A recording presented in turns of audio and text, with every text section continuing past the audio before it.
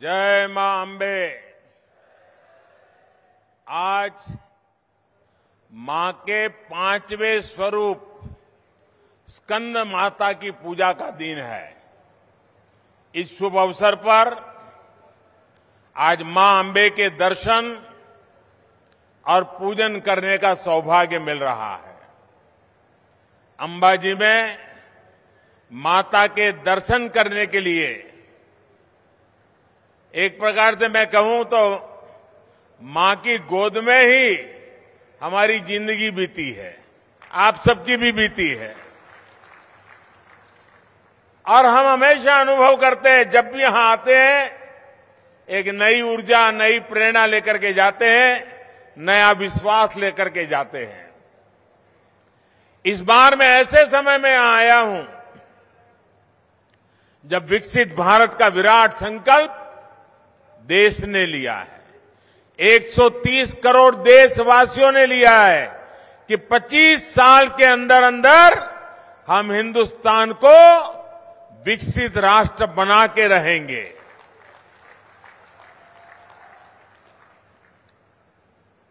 मां अंबा के आशीर्वाद से हमें हमारे सभी संकल्पों की सिद्धि के लिए शक्ति मिलेगी, ताकत मिलेगी।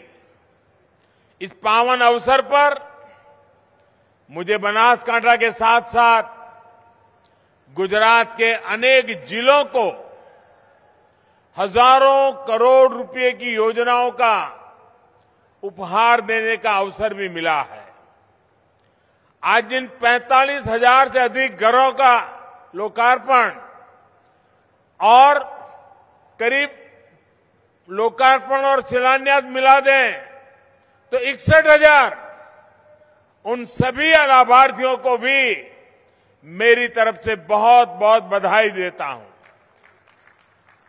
उन बहनों को विशेष शुभकामनाएं जिन्हें आज अपना घर मिला है। इस बार आप सभी की दिवाली नए घर में मनेगी, अपने खुद के घर में मनेगी।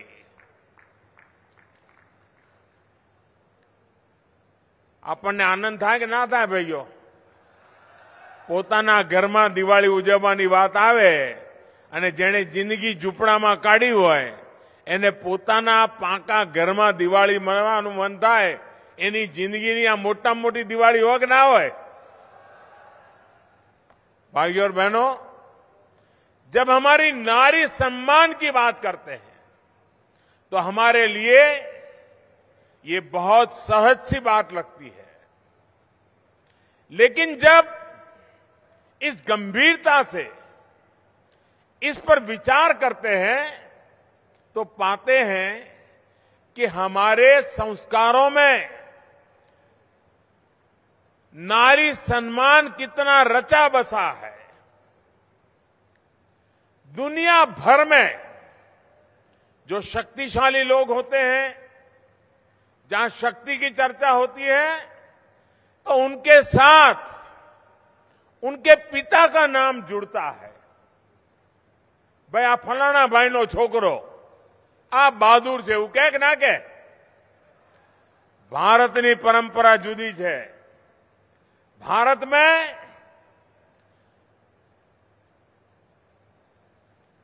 हमारे यहां वीर पुरुषों के साथ मां का नाम जोड़ा गया है। मैं उदाहरण देता हूं, आप भी सोचिए।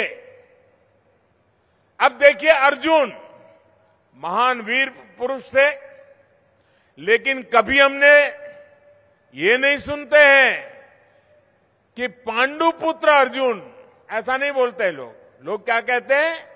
हम जब भी सुनते हैं तो उनका नाम पार्थ सुना। ये पार्थ क्या है?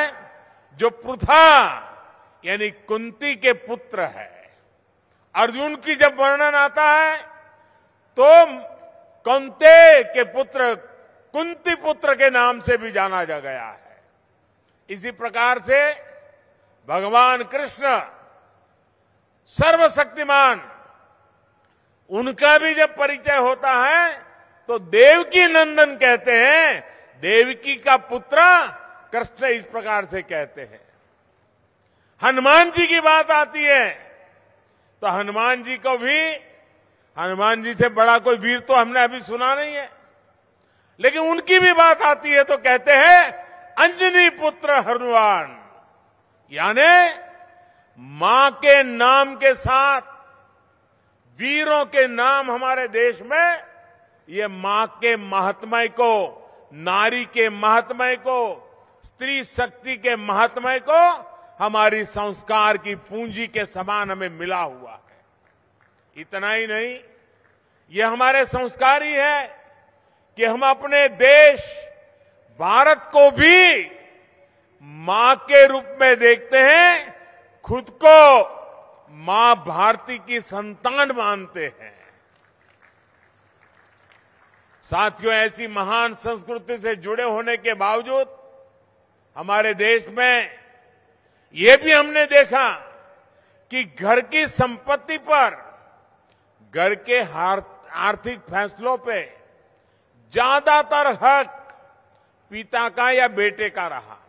આપણને બધાને ખબર છે, ઘર હોય તો પુરુષના નામે, ગાડી હોય પુરુષના નામે, દુકાન હોય પુરુષના નામે, ખેતર હોય પુરુષના નામે, મહિલાના નામે કશું જ ના હોય અને પતિ ગુજરી જાય છોકરાના નામે થઈ જાય। આપણે નક્કી કર્યું कि हम प्रधानमंत्री आवास जो देंगे, दीनदयाल आवास जो देंगे, उसमें माता का भी नाम होगा। इसलिए 2014 के बाद हमने फैसला लिया कि गरीबों को सरकार जो पक्के घर बनाकर दे रही है वो मां के नाम होगा या फिर मां और उसके पति के नाम पर होगा, मां या उसके बेटे के संयुक्त नाम पे होगा। अभी तक देश में गरीबों को 3 करोड़ से अधिक घर बनाकर हमने गरीबों को दिए हैं। ये जो खुशी आप जिन लोगों के चेहरे पर देख रहे थे ना, इस देश के 3 करोड़ लोगों को घर मिला है और ऐसी ही खुशी उनके चेहरे पर आज नजर आ रही है। और जिनमें से अधिकतर घरों की मालकिन माताएं बहनें हैं। अपना घर होने की वजह से ये अब जो घर मिला है ना, आ घरनी આજની કિંમત કહીએ તો આ બધી બહેનો લખપતિ થઈ ગઈ છે।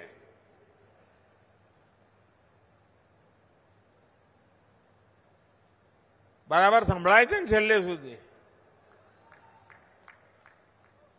मैं गुजरात सरकार को बधाई दूंगा कि वो हर गरीब को पक्का घर देने के अभियान को तेजी से पूरा करने में जुटी है।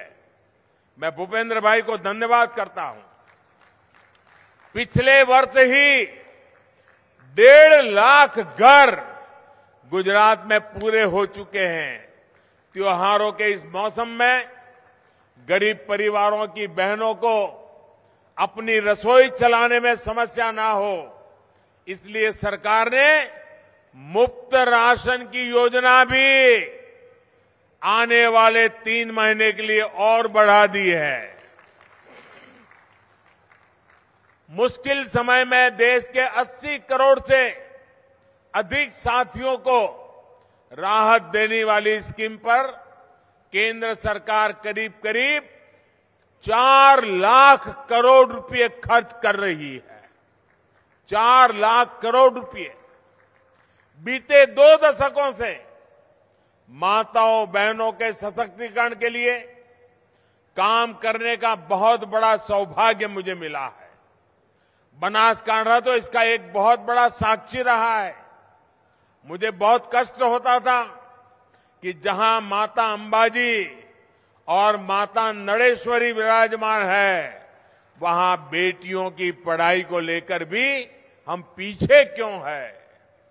इसलिए मैंने जब मां नर्मदा से बनासकांठा के खेत खलिहान को लहलहाने का प्रण लिया था, तब आपसे मैंने मां सरस्वती को भी घर में स्थान देने का आग्रह किया था।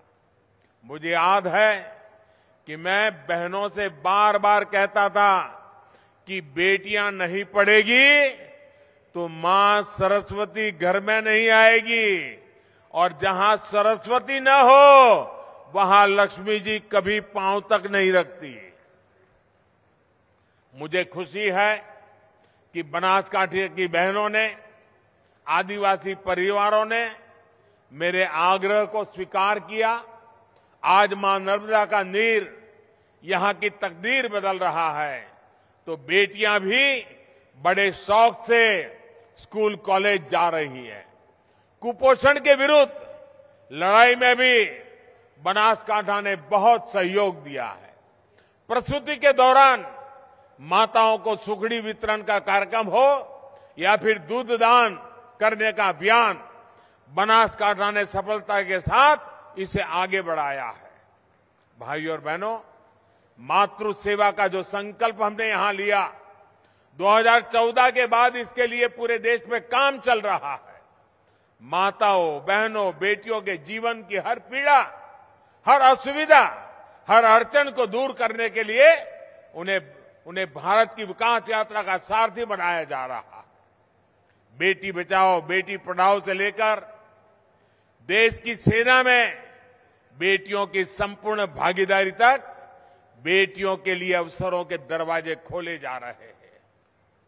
टॉयलेट्स हो, गैस कनेक्शन हो, हर घर जल हो, जनधन खाते हो, मुद्रा योजना के तहत मिल रही बिना गारंटी के ऋण हो, केंद्र सरकार की हर बड़ी योजना के केंद्र में देश की मातृशक्ति है, नारी शक्ति है। साथियों, जब मां सुखी होती है तो परिवार सुखी होता है। जब परिवार सुखी होता है तो समाज सुखी होता है, और समाज सुखी होता है तो देश सुखी होता है। मेरे भाइयों, यही सही विकास है। इसी विकास के लिए हम निरंतर काम कर रहे हैं। आप मुझे बताइए, ये मंदिर के सामने जो इतना जाम लगता था, इससे मुक्ति मिलनी चाहिए थी कि नहीं मिलनी चाहिए थी? वहां शांति का वातावरण चाहिए था कि नहीं चाहिए था? मार्बल लेकर जो ये बड़े बड़े ट्रक मंदिर के सामने से गुजरते हैं, इनके लिए अलग रास्ता होना चाहिए था कि नहीं होना चाहिए था? आज नई रेल लाइन और बाईपास के रूप में हम सभी की एक कामना पूरी कर रहे हैं। भाइयों और बहनों, आज मैं आपको एक हैरानी की बात बताऊंगा।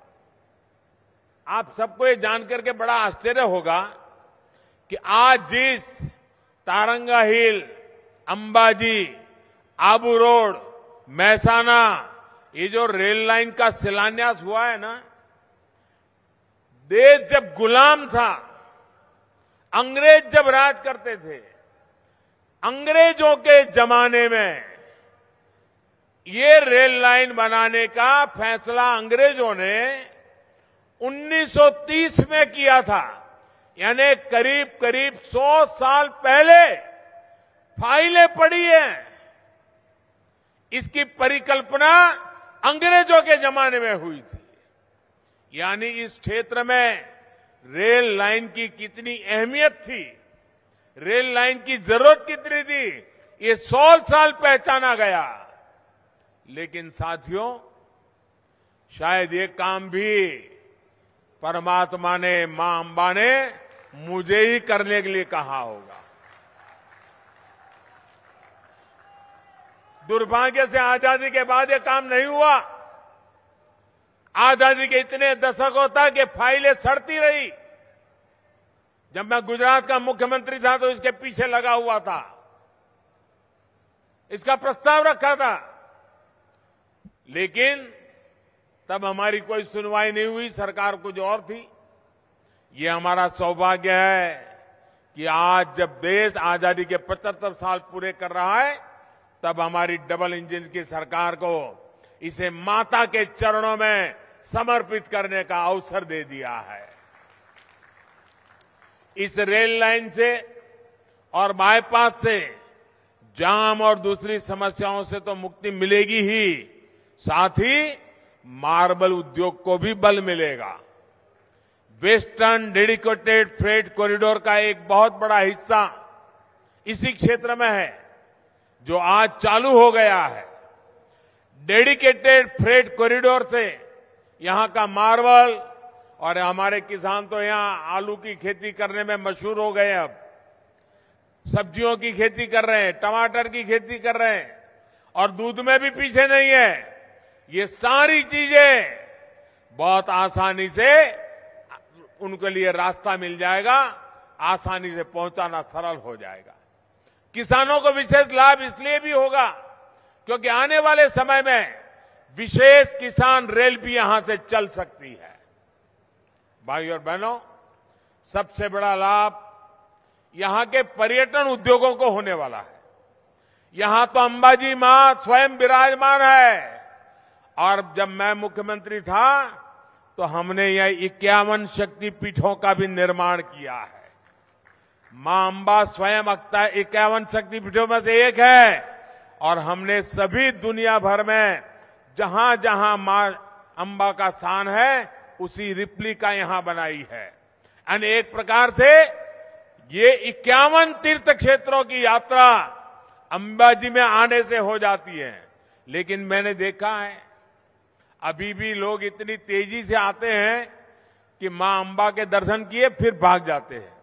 मैं ऐसी स्थिति पैदा करना चाहता हूं कि जो अंबाजी आएगा उसको 2-3 दिन यहां रहना पड़े, इतनी सारी चीजें मुझे खड़ी कर देनी है ताकि यहां पूरा रोजी रोटी बढ़ जाए। देखिए पास में गब्बर, अब हम गब्बर को बदल रहे हैं, आपको नजर आता होगा। किसी ने सोचा होगा क्या? आज गब्बर तीर्थ के विकास के लिए मैं गुजरात की सरकार की बहुत प्रशंसा करता हूं।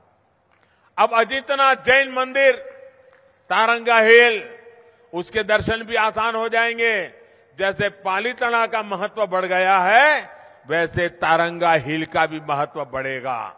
ये आप लिख करके रखिए। ट्रेन चलेगी तो ज्यादा तीर्थयात्री यहां आएंगे। होटल, गेस्ट हाउस, दुकान, ढाबे वालों की यानी उनकी आय बढ़ेगी। छोटे छोटे दुकानदारों को काम मिलेगा। युवाओं के लिए गाइड से लेकर के टैक्सी सेवाओं तक नए मौके मिलेंगे। और धरोई डैम से लेकर के अंबाजी तक पूरा बेल्ट मुझे विकसित करना है। जैसे आज स्टैच्यू ऑफ यूनिटी पर जाकर के देखते हैं, वैसा ही मैं यहां करना चाहता हूं।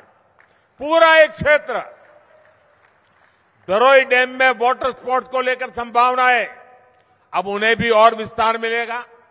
भाइयों और बहनों, एक तरफ आस्था और उद्योगों का ये गलियारा है, और दूसरी तरफ हमारा बॉर्डर है जहां हमारे वीर जवान राष्ट्र रक्षा में तैनात रहते हैं।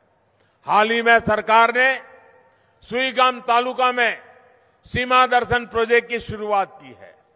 प्रयास ये है देश भर से लोग यहां आकर के सीधे हमारे बीएसएफ के जवानों के अनुभवों को देखें, जान सके।